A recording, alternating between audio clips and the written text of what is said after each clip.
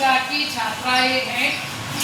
ये सभी छात्राएं तुलसीदास और रहीम से रचित मधुरवाणी को अत्यंत मधुर स्वर में आप सब लोगों को सुनाना चाहती हैं। अच्छा सुनिए।